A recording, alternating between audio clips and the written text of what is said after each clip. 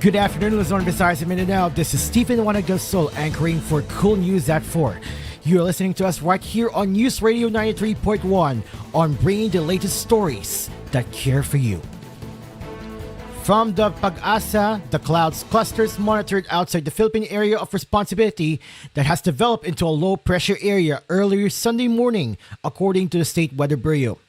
They said the LPA is still outside the Philippine area of responsibility and was last spotted some 1,605 kilometers east of northeastern Mindanao.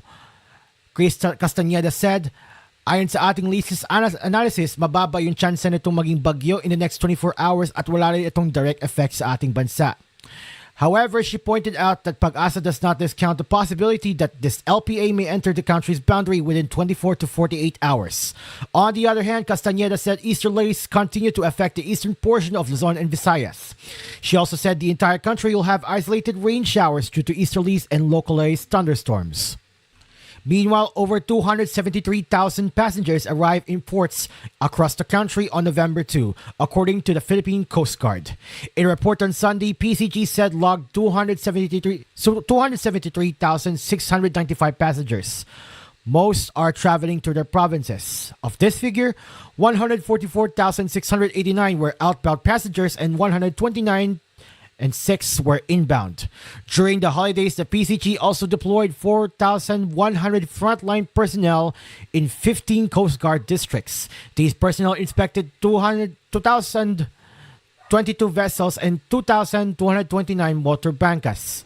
From October 31 to November 5, the PCG's districts, stations, and substations are on heightened alert to manage the influx of port passengers. Aside from this, the Philippine National Police deployed over 31,000 law enforcers in areas of convergence across the country to ensure public safety during undas. Meanwhile, in Davao Region, the Police Regional Office PRO 11 Davao Region announced that its Regional Special Operations Group intercepted 308 master cases of suspected smuggled cigarettes worth an estimated 4.6 million in two separate operations in Digos City, Davao del Sur on October 29 and 30. On October 30, RSOG 11 officers seized 267 cases of suspected smuggled cigarettes found piled along the roadside in Barangay Tres de Mayo. The operation was prompted by a tip from an informant, leading officers to the area where they coordinated with the Digos City Police Station for proper documentation. This demonstrates Pro 11's commitment to support government efforts to protect revenue on ensuring fair and transparent customs enforcement, said Brigade General Leon Victor Rosete, Pro 11 acting director, on Friday. A separate incident on October 29 involved RSOG 11 personnel conducting anti-criminality patrols when they observed two individuals unloading cases of cigarettes. When approached, the suspects fled in a minivan, sparking a pursuit that led to the confiscation of 41 more master cases, valued at 600,000 pesos. All these items have been temporarily held at the Digos City Police Station and will be transferred to the Bureau of Customs for appropriate handling and disposal. The Bureau of Immigration has intercepted at the airport another victim of human trafficking who was recruited through Facebook and was about to leave for Macau. The 46-year-old victim, whose identity was withheld, was prevented from boarding her Air Asia flight to Macau on October 27. The victim revealed that she was promised easy immigration and document assistance through Facebook, unaware that it involved affixing a fake departure stamp on her passport, the BI said in a statement on Saturday. The stamp used on her passport by her recruiters was also confirmed by the BI forensic unit to be counterfeit. After being recruited online, the victim also had to pay a 40,000 pesos fee for supported escort services, which also turned out to be a scam. The woman was turned over to the Interagency Council Against Trafficking to assist her. Immigration Commissioner Joel Anthony Viado warned aspiring overseas Filipino workers in a statement to be wary of online recruitments and fraudulent immigration assistance promising quick solutions. It's alarming to observe that this scheme remains widespread. While these offers might seem enticing, any assurance of success with minimal effort should raise immediate red flags, he added. An Air Force cargo plane delivering relief to Basco, Batanes skidded off the runway Friday afternoon after its nose landing gear detached while landing. Colonel Francel Margalef Padilla, spokesperson for the Armed Forces of the Philippines, said no one was hurt when the front tire of the Philippine Air Force PAF C-295 detached as it was landing at 3 p.m. In a separate statement late Friday, Colonel Maria Consuelo Castillo, spokesperson for the PAF, said an investigation is ongoing to determine the cause of the incident. The cargo plane left Manila on Friday transporting family food packs for the Office of the Civil Defense. Both Castillo and Padilla assured the public that rescue and relief operations in Batanes and all other typhoon-affected areas would continue by all other means. The PAF has 7 C-295 aircrafts in its inventory, with the newest unit received by President Marcos at Clark Air Base in Pampanga last year. Last week, air assets from Singapore, Brunei, and Malaysia and Indonesia also flew to the country to help in the government's humanitarian aid and disaster relief operations. In a Facebook post, the Office of Batanes Governor Marilo Caico said that as per the Civil Aviation Authority of the Philippines, BASCO management, the airport will be closed until November 3 for fixed-wing aircrafts. On Friday, a team from the OCD region arrived in Batanes to assess the damage brought by Super Typhoon Leon, international name Kongray, to the province, particularly on the rehabilitation needs of Batanes and support to affected families. Flags will fly at half-mast on Monday after President Marcos declared November 4 as a day of national mourning for those who died during the onslaught of severe tropical storm Christine. The president declared the day of mourning in Proclamation number 728, dated October 30, citing the extensive damage to agriculture and infrastructure in many parts of the country and the staggering number of deaths and affected families. In its latest reports, the government said bad weather over the past 2 weeks affected 8.53 million individuals and caused damage to infrastructure, which ballooned to 7.35 billion pesos. Marcos said in the issuance, the nation deeply mourns this tragic loss and joins the families and loved ones of our departed brothers and sisters in this moment of immense sorrow. The president declared a day of national mourning in solidarity with the bereaved families and loved ones of those who perished due to the bad weather. The NDRMC reported as of Thursday the death toll has reached 150 due to the combined effects of Christine and Super Typhoon Leon. Marcos requested the Filipino people to offer prayers for the eternal repose of the souls of the victims. As mandated in Republic Act number 8491, the flag and heraldic code of the Philippines, the national flag will be flown at half-mast from sunrise to sunset at all government buildings and installations here in the Philippines and abroad. The display of the national flag at half-mast is a sign of mourning during tragedies of national significance. The NDRMC, meanwhile, on Saturday said the combined wrath of Christine and Leon have affected 8.53 million individuals, or 2.179 million families, and caused damage to infrastructure, which ballooned to 7.35 billion pesos. In its latest bulletin, the NDRMC said the Bicol region has the most number of affected individuals at 3.2 million, followed by Central Luzon at 1.9 million and Calabarzon, specifically Cavite, Laguna, Batangas, Rizal, and Quezon at 1.1 million. According to the disaster agency, a total of 261,612 persons, or 60,367 families, were still in various evacuation centers as floods, landslides, and strong winds were affecting several areas in the country. It said a total of 178,747 houses were damaged, with 14,601 totally damaged and 164,146 partially damaged. Agricultural losses were more than 4 billion.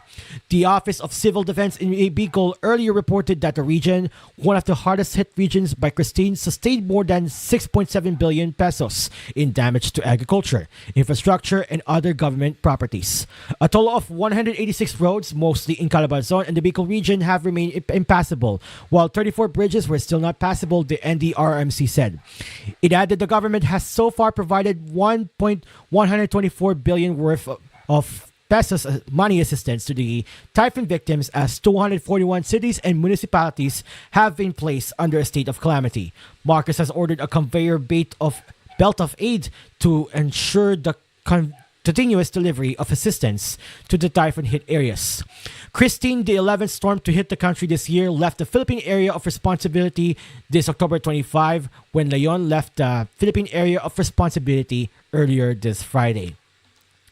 Ladies and gentlemen, it is now 4:09 p.m. Philippine Standard Time, and we will return after a short break. This is koolNews at 4, only here on News Radio 93.1.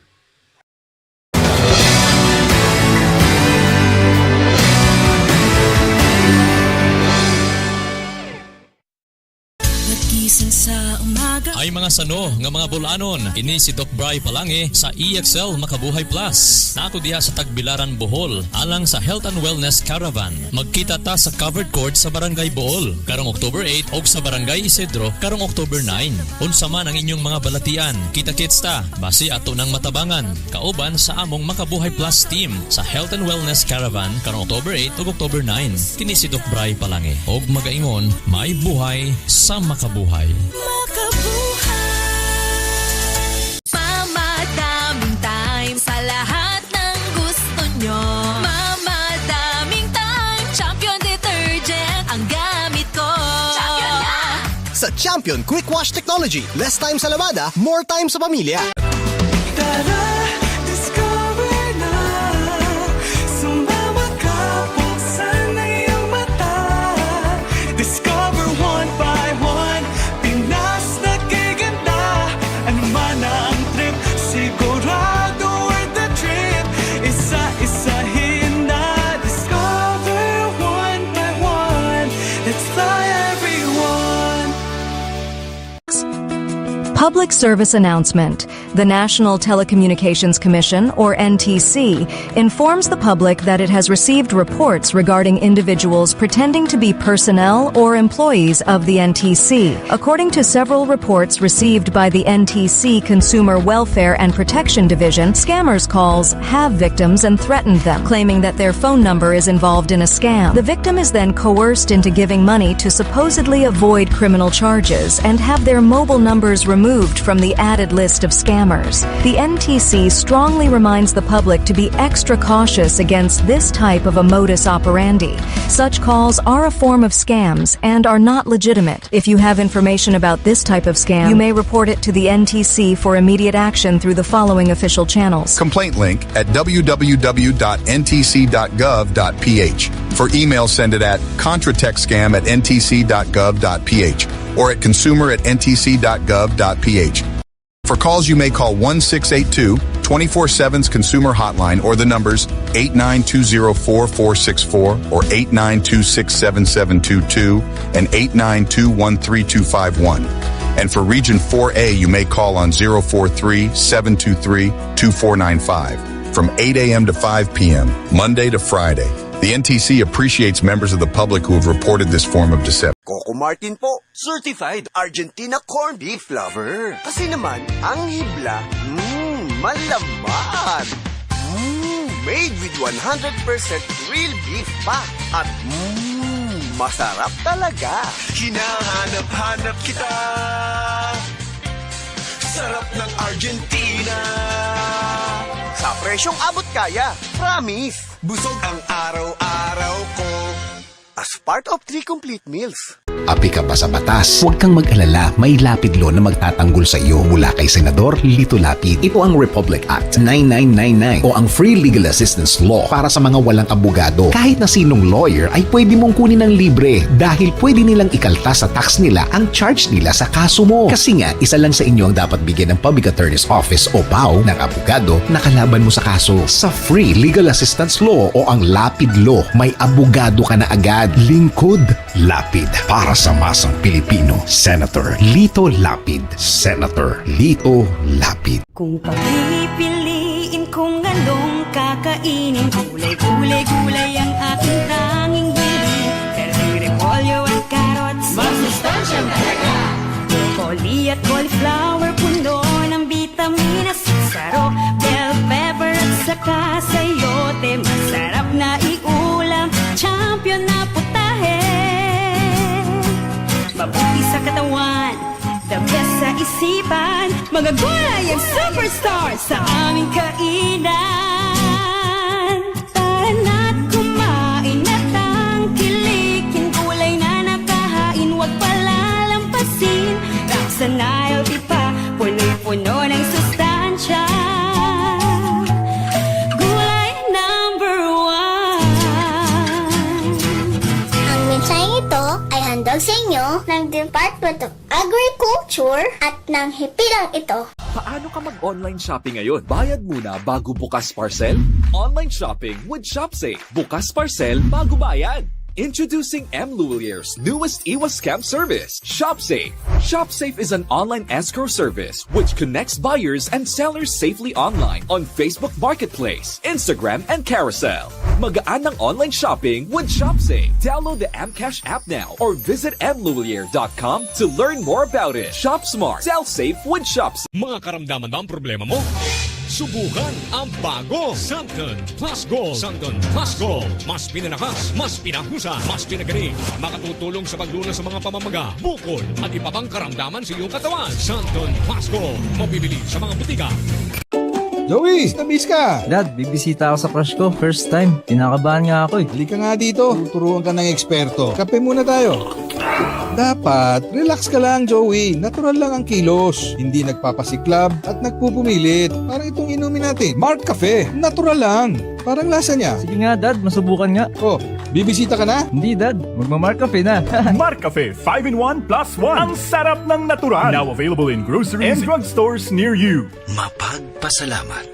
Katangiang Pilipino mula sa puso. Pagpapamalas ng pagmamahal ng Diyos sa ating lahat. Isang pagpapahalaga sa mga kabutihan at tulong na natanggap sa ating buhay. Salamat po. Sa lahat ng mga bagay, magpasalamat kayo. Unang Tesalonica 5:18.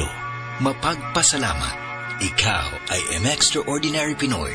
Brought to you by MX3 Coffee and Tea.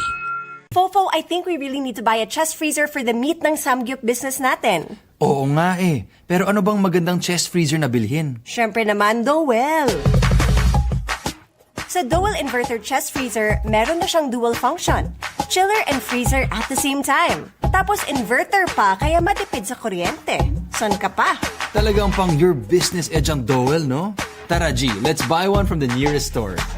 Get your Dowel Inverter Chest Freezer in stores near you. And join the switch to Dowel Inverter Series.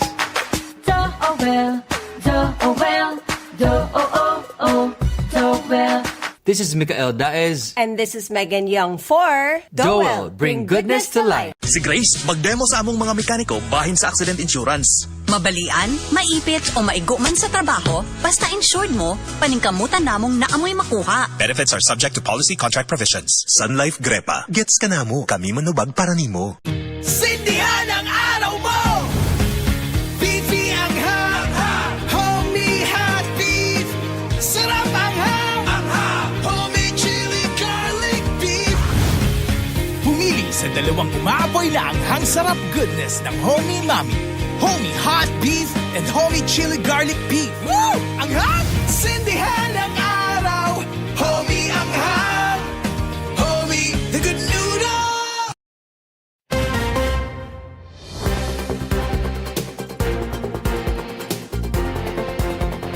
You're still here with us on News Radio 93.1 for Cool News at 4 this Sunday afternoon, November 3.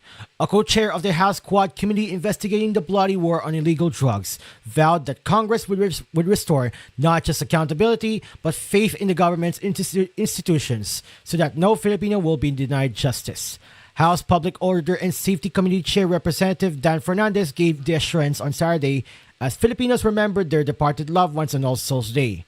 In a statement, Fernandez, one of the co-chairs of the House Quad Committee, said there are countless Filipino families who grieve the loss of loved ones who taken too soon by the anti-narcotics campaign of the former President Rodrigo Duterte. He said that the findings of the lower chambers, such as cash rewards for killings of drug suspects and the involvement of policemen in some killings, illustrate a deeply troubling trend where violence was incentivized and accountability was ignored. Fernandez said the evidence underscores the urgent need for justice, not only for the victims but for the integrity of our legal and law enforcement systems. He added, "This is about more than just accountability. It is about restoring faith in our institutions, ensuring that no Filipino, regardless of their social or economic status, is ever denied justice." The next hearing of the House Quad Committee, which probes the killings, illegal drugs, alleged abuse of power, illegal pogos, and human rights violations linked to Duterte's anti-narcotics drive, is on November 7. Last month, retired Police Colonel Royina Galma confessed that Duterte paid cash rewards of up to 1 million pesos to policemen who killed drug suspects and suspected narco politicians. She added that policemen were involved in the 2018 assassination of Tanawan, Batangas Mayor Antonio Halili. After this, Duterte faced a Senate panel and admitted that he had a death squad composed of gangsters who took out drug suspects. Duterte also admitted to ordering policemen to encourage drug suspects to fight back so that they will be killed in police operations. However, he denied that he called up Garma in 2016 to order her to look for a police official and member of the INC or Iglesia ni Cristo to lead the implementation of the so-called Davao model of giving cash rewards to policemen who killed the drug suspects. Former Senator Antonio Trillanes IV said he sent copies of transcripts to the Senate and House hearings on Duterte's bloody war against illegal drugs to the International Criminal Court as additional evidence in the case of crimes against humanity against the former president. Fernandez assured the public that the House Quad Committee's commitment to justice is unwavering, as he stressed that their task is to ensure that these stories are neither silenced nor forgotten. As we move ahead to the international news, Ukraine's President Vladimir Zelensky urged its allies to stop watching and take steps before North Korean troops deployed in Russia reach the battlefield. And the country's army chief warned that his troops are facing one of the most powerful offensives by Moscow since the all-out war started more than 2 years ago. Zelensky raised the prospect of a preemptive Ukrainian strike on camps where the North Korean troops are being trained and said Kyiv knows their location. But he said Ukraine can't do it without the permission from allies to use Western-made long-range weapons to hit targets deep inside Russia. But instead, America is watching. Britain is watching. Germany is watching. Everyone is just waiting for the North Korean military to start attacking Ukrainians as well. Zelensky said in a post late Friday on the Telegram messaging app. The Biden administration said Thursday that some 8,000 North Korean soldiers are now in Russia's Kursk region near Ukraine's border and are preparing to help the Kremlin fight against the Ukrainian troops in the coming days. On Saturday, Ukraine's military intelligence said that more than 7,000 North Koreans equipped with Russian gear and weapons had been transported to areas near Ukraine. The agency, known by its acronym GOR, said that North Korean troops were being trained at 5 locations in Russia's Far East. It did not specify its source of information. Western leaders have described the North Korean troop deployment as a significant escalation that could also jolt relations in the Indo-Pacific region and open the door to technology transfers from Moscow to Pyongyang that could advance the threat posed by North Korea's nuclear weapons and missile program. North Korea Foreign Minister Cho Son-hui met with her Russian counterpart in Moscow on Friday. Ukrainian leaders have repeatedly said that they need permission to use Western weapons to strike arms depots, airfields, and military bases far from the border to motivate Russia to seek peace. In response, the U.S. defense officials have argued that the missiles are limited in number and that Ukraine is already using its own long-range drones to hit the targets farther from Russia. Moscow has also consistently signaled that it would view any such strikes as a major escalation. President Vladimir Putin warned on September 12 that Russia would be at war with the U.S. and NATO states if they approve them. Ukraine facing one of the most powerful Russian offensives since the war began. Zelensky's call came shortly before Ukraine's top commander, General Alexander Syrskyi, said on Saturday that his troops are struggling to stem one of the most powerful offensives by Russia since its all-out invasion of its southern neighbor in February 2022. Writing on Telegram following a call with a top Czech military official, Syrskyi hinted that Ukrainian units are taking heavy losses in the fighting, which he said require constant renewal of resources. While Syrskyi did not specify where the heavy fighting took place, Russia has for months been conducting a ferocious campaign along the eastern front in Ukraine, gradually compelling Kyiv to surrender ground. But Moscow has struggled to push Ukrainian forces out of its Kursk border region following an incursion almost 3 months ago. Russian missiles hit Ukraine's second-largest city of Kharkiv overnight into Saturday, killing a policeman and injuring dozens. Local government Oleh Syniehubov reported. According to Syniehubov and Ukraine's National Police Force, one missile slammed into a spot where a large group of police were gathered, killing a 40-year-old serviceman and injuring 36 more. In Ukraine's southern Kherson province, Russian shelling on Saturday killed a 40-year-old woman and wounded 3 others, including 2 children. Local government Alexander Prokudin reported. 5 more civilians, including 2 children, were injured after the Russia struck Ukraine's central Dnipropetrovsk region Governor Sahi Lisak said. In Kyiv, air raid sirens were wailed for over 5 hours early Saturday morning as Russian drones rained on the capital, sparking a fire in an office block downtown and injuring 2 people, according to the city's military administration. Overall, the Russian forces overnight attacked Ukraine with over 70 Iranian-made Shahed drones. The Ukrainian Air Force reported Saturday. It said most were shot down or set off course using the GPS jamming. Falling debris damaged powered networks and residential buildings in multiple provinces and injured an elderly women near Kyiv, officials said. Ukraine's foreign ministry hinted that the Russians' drone campaign was slowing down, saying Moscow launched just over half as many in October as the month before. As the U.S. elections is fast approaching, Minnesota Governor Tim Walz and the vice presidential candidate alongside Kamala Harris, who has built his image around his career as a teacher, earned his master's degree in education with a thesis on how to teach genocide that de-emphasized the Holocaust, suggesting it be used primarily as a means to educate students on the dangers of racism. Walz submitted the 25-page paper Improving Human Rights and Genocide Studies in the American High School Classroom to Minnesota State University in 2001. In the capstone, which was obtained by the Daily Wire, Walz said research showed that Minnesota students couldn't pinpoint the role that racism played in the Holocaust. Rather than addressing the apparent lack of empathy for the Jews, Walz suggests teachers use Holocaust as a means to educate students on the dangers of racism so they can identify early signs of discrimination against other groups. He acknowledged that this argument was controversial because the implication was the Jewish Holocaust was not viewed as a watershed event in human history. But he did not seem worried about the controversy, writing that if the Jewish Holocaust is a requirement of the state or local district, this is a perfect time to fit it into the unit.